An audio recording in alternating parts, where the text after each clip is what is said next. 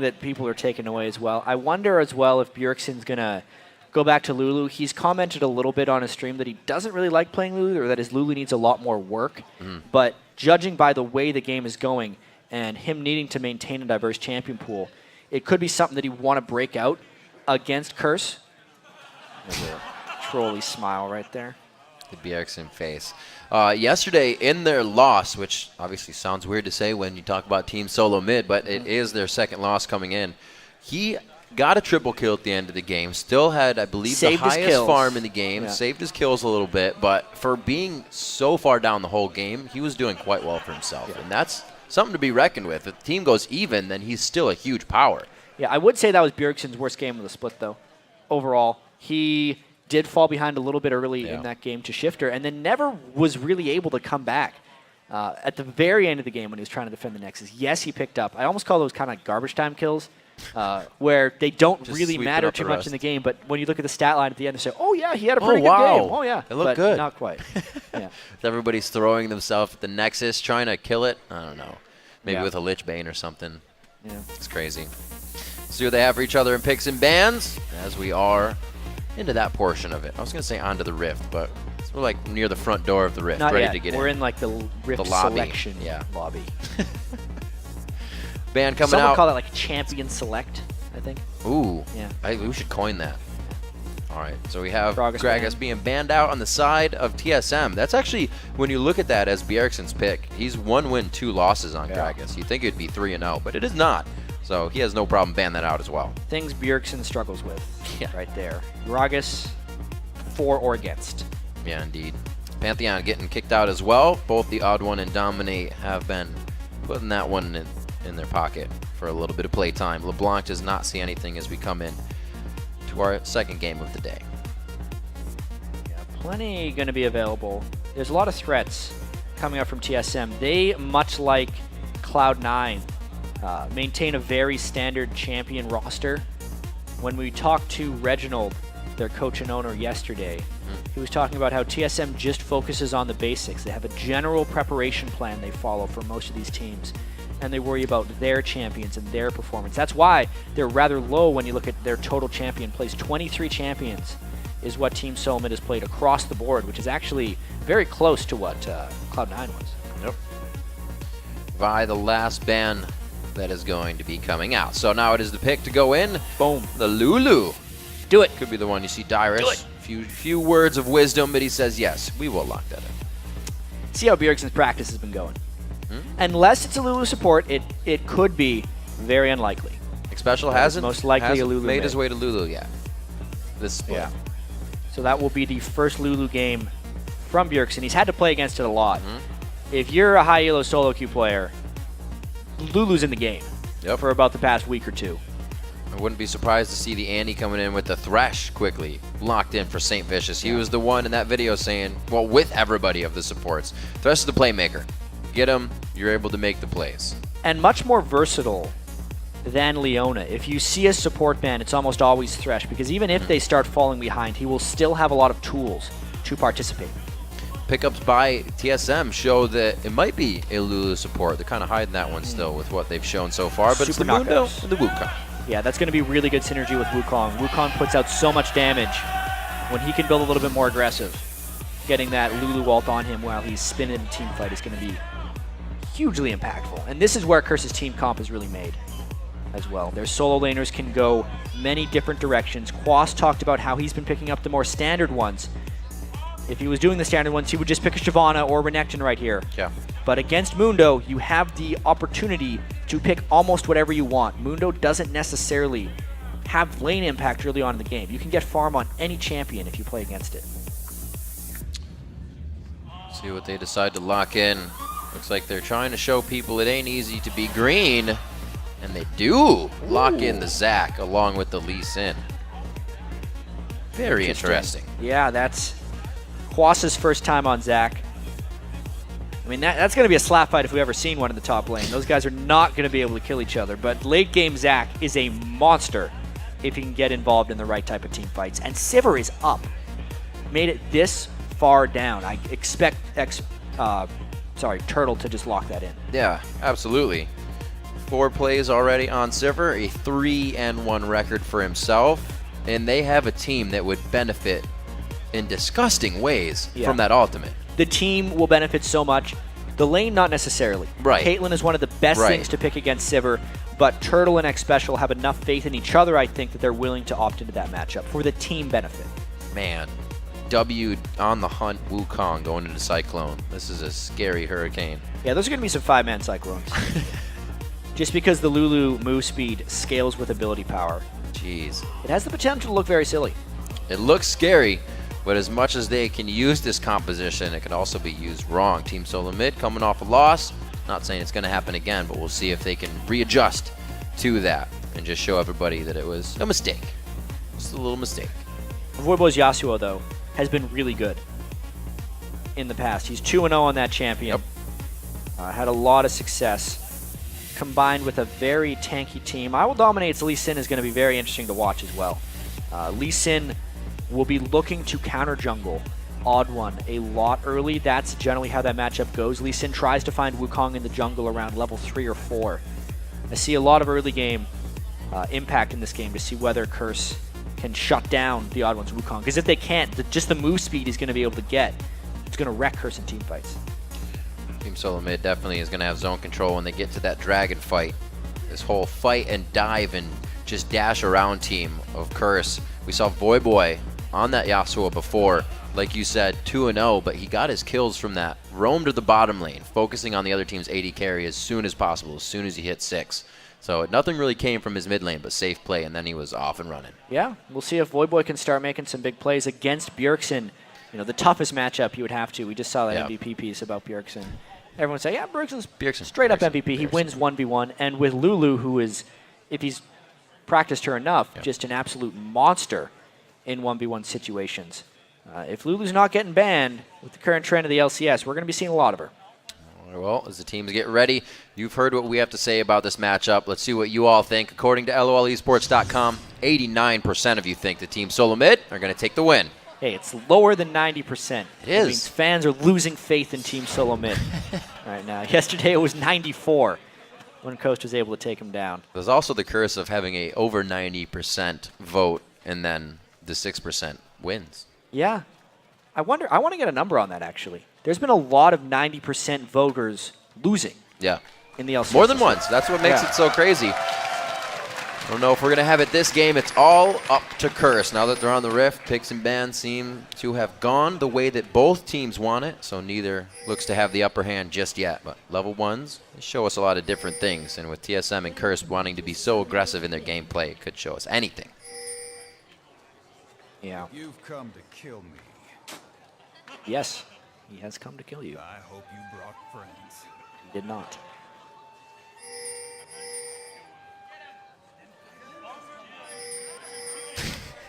Very calming. It is. I'm just hanging out.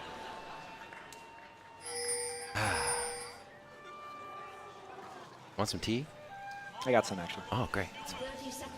This will be an interesting early game, Riff. Calm. Very calm.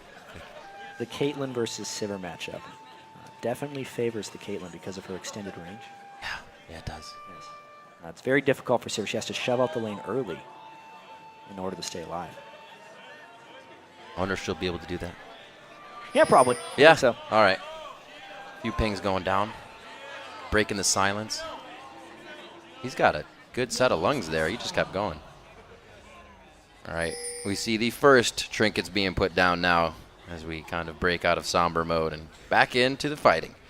Onto the Rift here. Second game of the day. Team Solo Mid and Curse. We have an 11-2 Team Solo Mid. They still sit in first place as Curse is making their way up the brackets now at 5-8. So, or I guess the standings, not brackets really. Yep.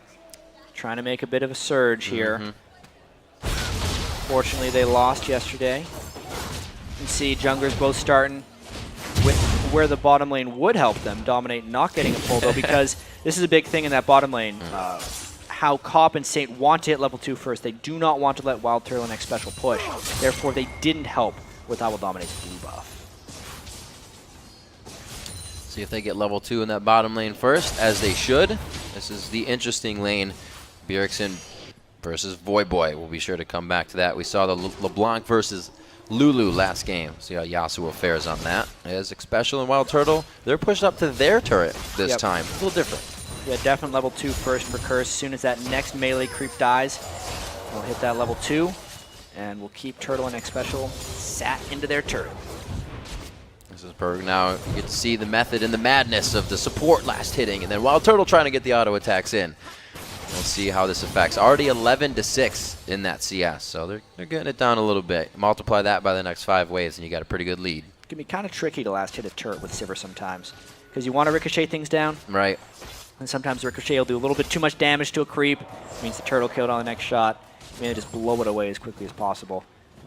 We'll see how big of a lead Cop and St. Fishes can accumulate on Wild Turtle and X Special here, because the team fight pick of Sivir is much stronger, kind of sacrificing the laning phase at the very early game. Right. Cop has always been a very strong farmer, so this will just play to that suit even more for him. Make sure he has good gold, and we'll probably see an early Bloodthirster for his Caitlyn.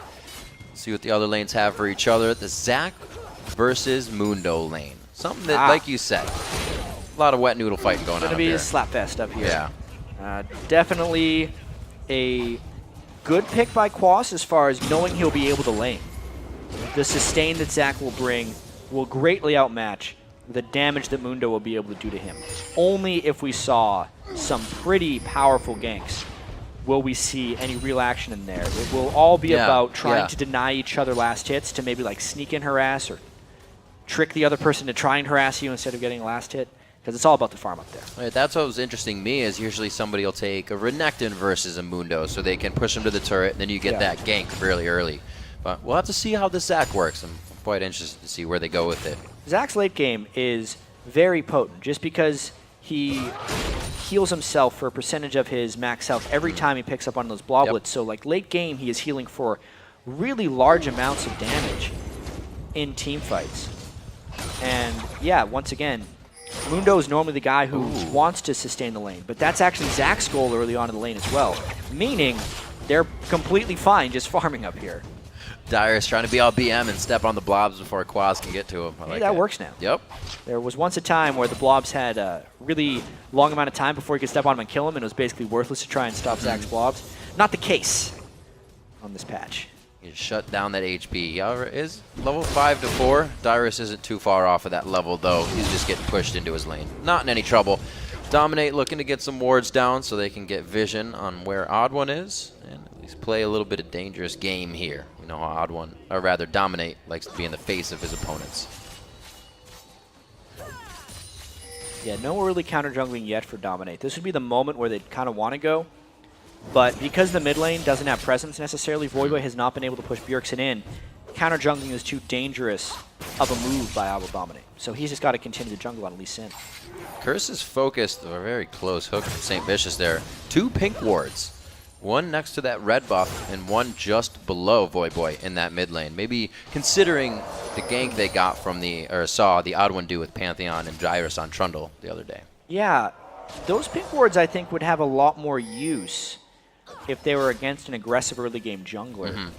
I don't think that Odd One is pretty much ever going to go there. So while those pink wards are going to last a while, they're not actually going to grant them much vision. Right. Because there's not going to be any TSM people there for a very long time. Maybe it's one of those situations where you put the pink ward down while you can, because it's not going to go anywhere. Right. But it's still a bit of early gold sacrifice for them. Top staying up in farm by 10. Looks pretty even throughout the rest of the lanes, actually. There's no real definitive winner just yet, which has actually given the Odd One and Dominate both a hard time trying to get their ganks out. Wukong's not really one to come out as fast as Lee Sin either. No. Wukong lost at level 6. When he gets there, it's usually pretty devastating. So Dominate trying to get a gank in before then, here in the bottom lane. Well, Saint has been able to grab that brush authority for most of the time.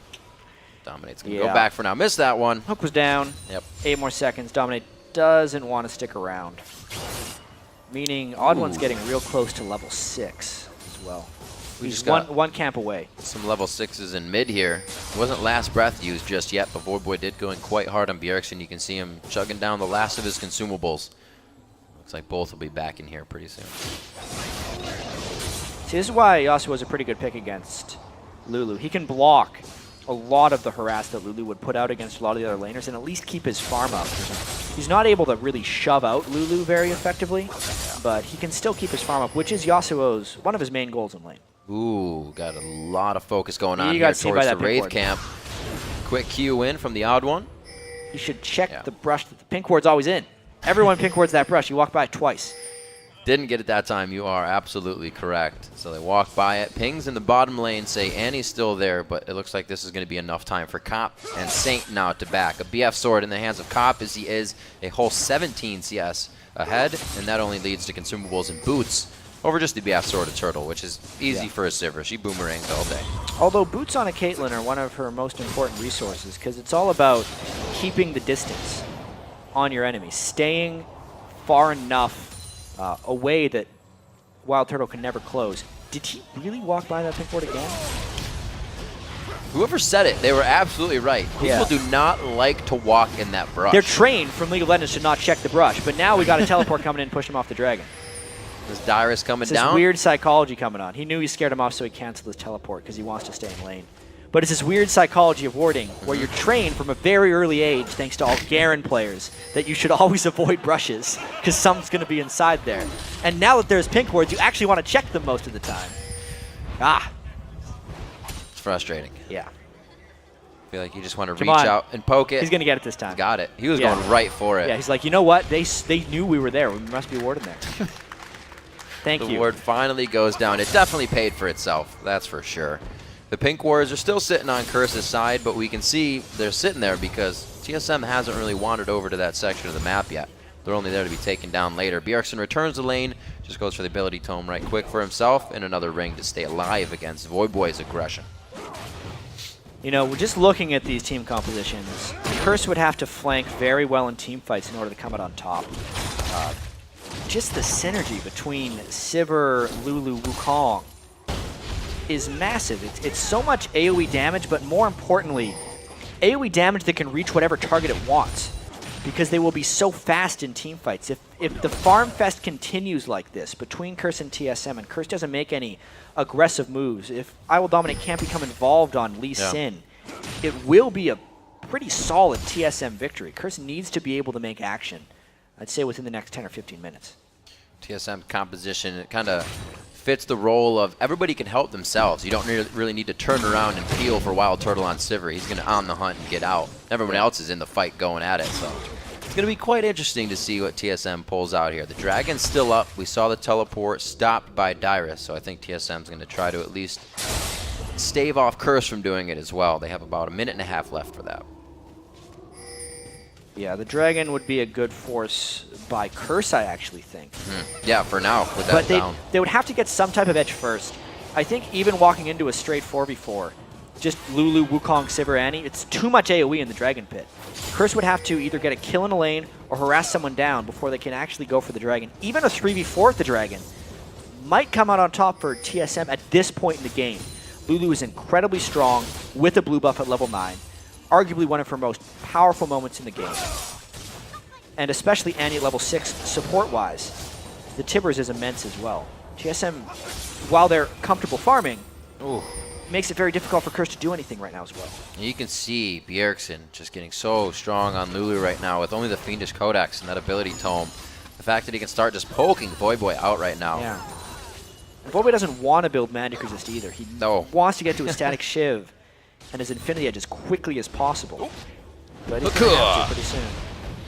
Well, that's a weird place for him to be right now. I Will Dominate needs to worry about Dragon Control because Teleport was down for Dyrus, but now that there's a Teleport up, it's an uncontestable Dragon. TSM just took. Yeah, that turret in top lane wasn't really in danger of being taken down in any way either. No, not really. They got caught in a bad place. Their overall map movement has been the weakness of Curse. As far as ranking LCS teams of, you know, having the right people around for objectives and initiating at very smart times, Curse ranks near the lowest. They have some good individual play. Their laning can be very strong. They're good at coming back in a lot of games. But moves like that are one of the reasons Curse is stuck with a losing record thus far. Looking at TSM's wards to take that Dragon, they actually never approach the brush that has the pink ward in it. They've warded completely around it. You can see that's not really paying off for Curse. Hey, at least those pink wards are still there. They are there, though. You know, soaking up time. Especially the one on the dragon side in the river there. Me pointing at it doesn't really point it out, but it's the one on the lower side of the map. I can see it. Riv saw it. That's the ward that is giving them pretty good vision. They will most likely catch people walking through the river with that ward.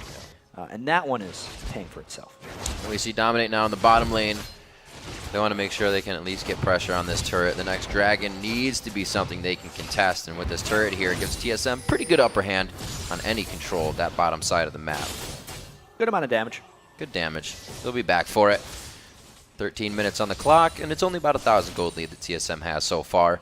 Bjergsen goes for the boots quickly after that Fiendish Codex, so he's just going for a little bit of the build and safety.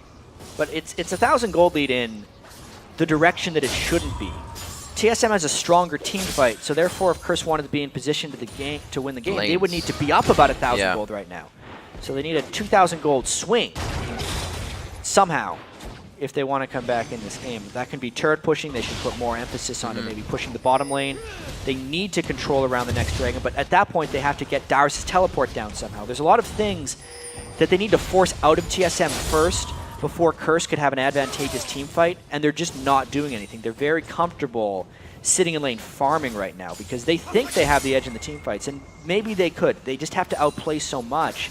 Yasuo would have to get in on a priority target. Quas has to get huge. Yeah. I just don't see it from Curse right now, team fight-wise. And that's actually a lane I was just thinking about, Quas. We talked to him and Dyrus just a little bit ago, and he himself said, you know, I'm definitely focused on playing more of what's in the meta right now, what everybody else is playing. And then he pulls out a Zac, maybe for you know, confidence against Dyrus, who plays consistent, so he can have a consistent lane. It seems like an odd pick after that interview.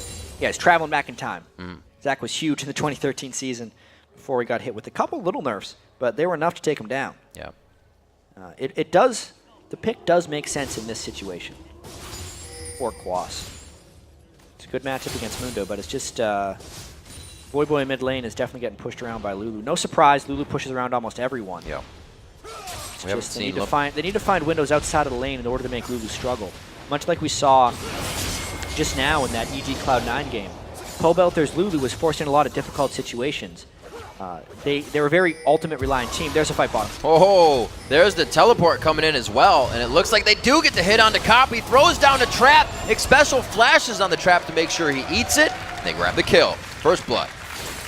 Yeah, and there's Bjergsen. Second blood will not be drawn. But anyway, it's a very ultimate reliant team the TSM has. When they use the Lulu ultimate or the Sivir ultimate, they're down and they're not very strong. So therefore, Curse should be forcing in between those. First, they have to force them to use them. Then they have to take their advantage. The fact they're not even getting the first down, he got caught shopping. Hook. Yeah. That was very nicely Flash played. into the queue. Might have to take a look at that again just to see. I think Bjergsen was just recalling, but now they would have that window. The Bjergsen ultimate was down. That was a good time for Dominate to go in. Recalling next to a random ward that wasn't recently placed. That's half dead. So Tibbers is still up. Great to see if that's the one that killed him. Yeah. Bjergsen getting back up soon, and it doesn't look like much can be taken off of that. But they do get the kill onto Bjergsen, so it's nice for them. Yeah, 1 for 1. It means something. They only lost 1 kill for the Mundo ultimate, the Sivir ultimate, and the teleport. I mean, they have windows. And yeah, let's take a look at this. Oh no, so he did place it. Okay. He flashed in.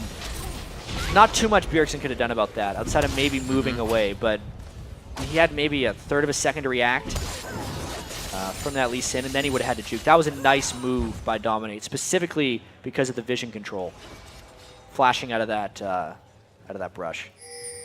Oh, taking a look at the bottom lane, St. Vicious couldn't do much about that last engagement. That was all about TSM taking control of a very good situation and a nice ward placed behind. Cop goes down, but he's still up. 13 in CS. We said earlier that Cop is usually one to keep himself on top, and he has the highest in the game so far.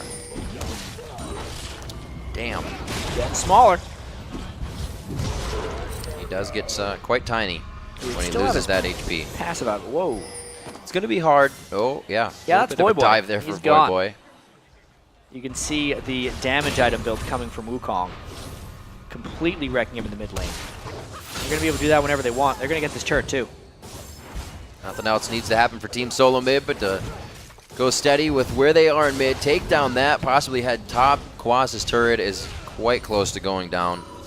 So is Quas, actually. They're just really going hard on him. Dyrus going past the turret. He You can't really get damage on the turret with the Sunfire built. You just take that aggro immediately. So he goes ahead and he's going to start proxy farming. Yeah, good job of him farming in between the turrets. Gonna force Dominate up at just the wrong time because Dragon's up soon. He doesn't have his ult or teleport, so he actually he gets over the wall. That was a thick part too. Nice flash. Oh dear. He's good. Bad timing again though. Yep. Look at the Dragon timer. Look where Dominate is. But yeah, let's just check out the spike. Comes in with the stealth. Nice. Double knock up, no escape. He tried. Burned his flash as well, but that was the chase. There's the fight of Dragon. Oh my gosh, they are all over the place. Good save by St. Vicious. Looks like Curse is definitely trying to work on getting their wards up here. Odd1 wants to wait for his ultimate to be back up. Right now, Wukong is at one of his strongest points if he could just get level 11, but Brutalizer plus Spirit of the Elder Lizard basically means that the Odd1 can kill anyone from 100 to 0 who's not a full tank at this point in the game, just with how much damage Wukong does. Great time to have a Dragon fight. He needs that ultimate up. It's up. This is so dangerous by Curse. Well, he's only got 2 people to really not focus. You got Lee Sin and Quas with us tankiness. Specials the focus. What a Yasuo picking up 3 and putting them down to the ground. Is it going to be enough? Wow, Turtle forces the barrier actually out of being scared. Odd1 tries to clone out, and a beautiful fight coming in for Curse. Bjergsen's forced to run. Whoa. Turtle lives from the ace in the hole. I don't think Bjergsen's going to make it any farther out of this fight as he turns to go down by the hands of Curse. All right, so despite the Dragon, they got the Dragon as well in that one because they flayed Odd1 back. It was Quas being down there before Dyrus that really turned that fight, and they ate the ultimate as well. Really good job by Curse through and through there. Oh. Not only forcing the Dragon, but getting the team fight win afterwards. Exactly what they needed to start coming back. Being down turrets as well, can't say enough about this. And just check out how Odd1, even though he was in there with the ultimate, Voyboy plus Zac knockup was just way more potent. And they chased through the backline, so Odd1 was never really able to spin where he wanted to. Plus, he hadn't hit level 11 yet on Wukong, whereas there was a level 12 and 11 from the Zac and the Yasuo ultimate. Really good moves there by Curse, chasing him down. Very fantastic. We were waiting to see what the Zac would do for the team. Did quite a bit being in the right place at the right time, and that counts for Curse in a very good way. They're only down 1,000 gold after that. 20 minutes on the clock. At 4-3, that gold is really sitting in the form of turrets right now. Those 3 outer turrets for Curse are down. One of the added benefits, or just kind of wild cards that Curse has in these games, is when they bring something like Zac back into the game, teams aren't necessarily used to judging him. Judging how he's going to do in a team fight, judging how the laning situation is going to go, what his initiation potential is, how hard he is to kill. And TSM, who's a very general preparation type team, does get caught off guard by picks like this. Nobody is playing Zac in solo queue, and that's one of TSM's main forms of practice, you know? It adds value to picking things like Zac against TSM, just based on the way TSM prepares. We know Quas to be the one to do that. Yep. He's going to try to innovate and roll with his own as he goes from game to game. That's how he likes to play, and it seems to be working out for him so far. 1-0-2. Really still faring well against Dyrus, who's been in the top lane farming and just using the teleport to wreak havoc when he can. And I think he's really fared the best as anyone has against Dyrus so far. Yeah, he has been more involved, as well as sticking with him in the lane. With his turret being down, that hurts a little bit. Right. But overall, that team fight turn, I think, is more important than what Dyrus has added, as long as they can get back to that turret without giving up anything major. It's very difficult for Curse right now to get anything back in the map, because they're in that really bad situation of being down 3 turrets. It means their jungle is incredibly hard to protect. You can see now TSM oh no, the pink ward. Finally getting that pink ward down. But that was the first time they even went into that spot, so the pink ward really didn't give them much vision control. Ooh. Pie to the face of St. Vicious. He backs off. They're going to get some wards down for themselves. TSM looks to take a little bit more of the map as they get rightfully greedy here. Like special. A little. Oh, I'm wandering in the forest. Look, I'm out of place. He's trying to bait somebody out, but nobody's there to see him. And Curse trying the split push right now by Voyboy. Voyboy needs a little bit longer before he can get into those big items. He's sitting on 1,200 gold right now. He's going to need a bunch more for that Infinity Edge. Curse has pretty good wards, so they're not really biting any of this at the moment. Quas getting backed up. That's good damage coming from just Bjergsen dodging the hook. And they don't even have wards in this brush. Also notice how smart the Morellonomicon is on Bjergsen. One of the big things that made Zach powerful is the fact that he heals near the end of fights by picking up his Blobblitz. The Morellonomicon will cut that healing in half. This push is great because Voyboy's not near. Nope. Looks like they're going to be able to get this turret. Will they decide to push on? It's all up to them. TSM definitely ahead in the team fight capability here with a bit of kiting. If they were to stay right in the middle of the team fight, I don't know if it's the same result. 23 minutes on the clock now. Still 1,000 gold. Curse has been able to find that one turret, but that's only because Voyboy is out of the fights, trying to get the split push going and get his team back in this. I think it only takes one good fight from TSM to really take a swing out of this game. Just based on Sivir, Wukong, Lulu, all that speed they can add. If they do start turning the tides on the fight, it's going to be just a slaughter in that sense. But Curse as well, having to play from their back foot here. Everything is kind of reactionary to what TSM is doing. Vision control of their jungle itself is low. They're having to push out dangerously just to see if Baron is being taken. Really just trying to survive right now.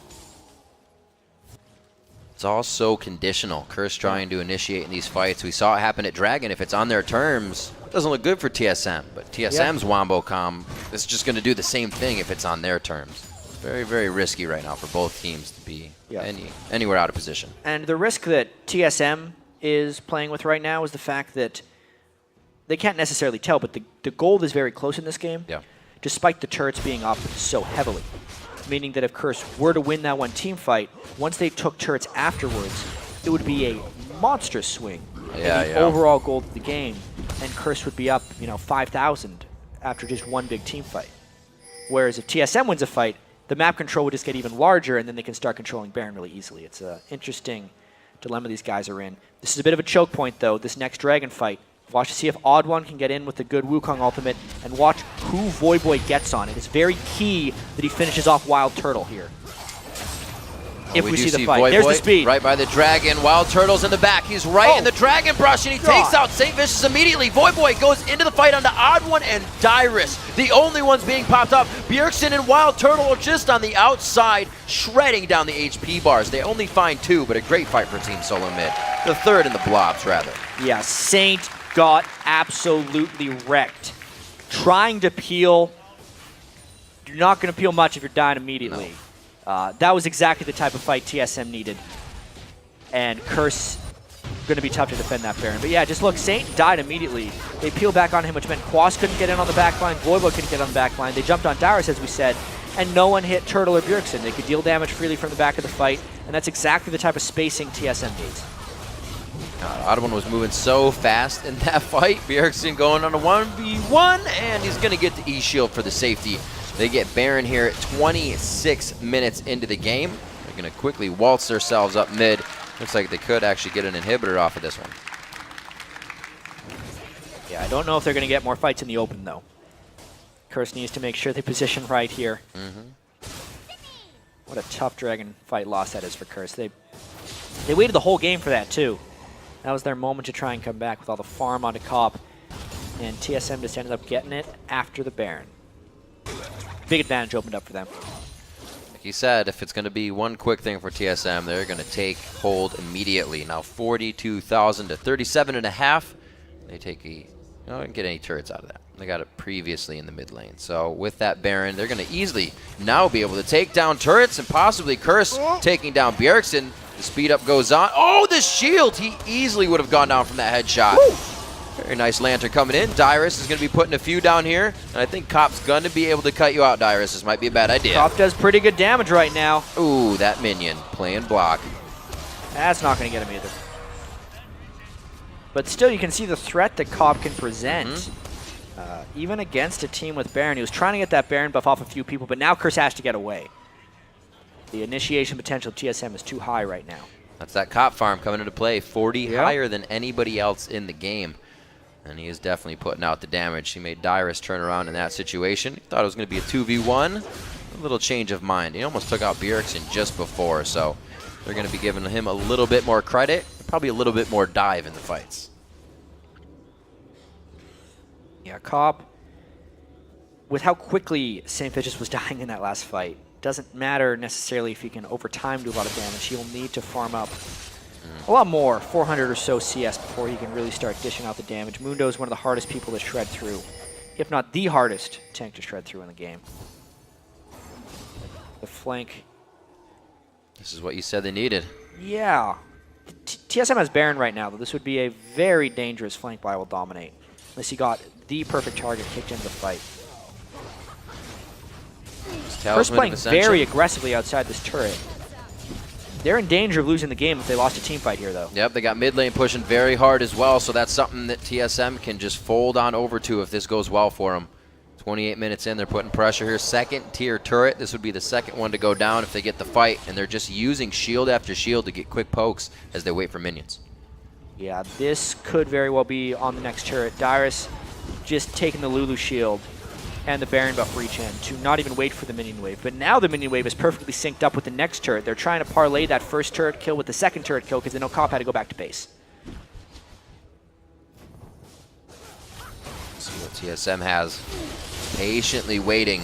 I think they're waiting for Curse to really make a mistake here. That's one thing down. On the hunt goes, and that's Curse trying to get into the fight. There goes Void Boy. They got everyone almost knocked up. I think Bjergsen was the only one missed, but 2 kills coming in for TSM. It wasn't enough for Curse, and the focus of Team Solo Mid is just on point right now. It was on Cop, and now on St. Vicious for a quick ace and a quick 5 kills. And we said Curse was in danger of losing the game right here. They got the fight on the inhibitor, and this is game rigged. Going to be easy game. Dyrus taking up the turrets. 29 minutes in, 10,000 gold on the dot for Team Solo Mid coming in, as Curse was trying to also get a little bit of that TSM win streak snap, but weren't able to do it. No, 29 minutes. TSM takes it on top. You get the TSM chance. And really, when TSM knows they have an edge later in the game, they're completely confident just taking it to that moment. It was a slow game in the laning phase, but TSM was never behind in that game. They controlled the lanes, they controlled the turrets, and then when it was time, they aced them clean, 5 for 0, and pushed for the Nexus. Curse seeming to be a little shooken up that game. That was Dominate's first game on Lee Sin. A little all around the map. Too much. Dragon was coming up. We saw him in the top lane a few times. TSM took an advantage there. And it's not like that's a huge mistake, but once it happens more than once, it's hard to come back from. Yeah, Dragon fights kind of the ally of Curse for a while, but then also, also the foe near the end there, because even though it was a nice idea, the team fight composition in TSM was just way too good. The potential that they were able to build into that. They picked Sivir into Caitlyn, which is a bad lane for Sivir because they knew of its teamfight potential. They picked Wukong into Lee Sin, which is a bad early game matchup, once again, just because they knew that if they got to the teamfights, they would come out on top. TSM has now done this a couple times where they'll pick more late game focused, kind of sacrificing the lane matchup, but because they're such good players, they're not falling behind in the lanes. They were actually ahead in some of those lanes, taking down turrets. And just talk about strength or not getting the strong matchup. Cop was nearly the highest farm in the game, was the highest farm in the game. And TSM, like you said, knew they had to get out of there. It was going to be locked down, and Wild Turtle can't do much against that Caitlyn getting poked out. We saw him up against the Turtle against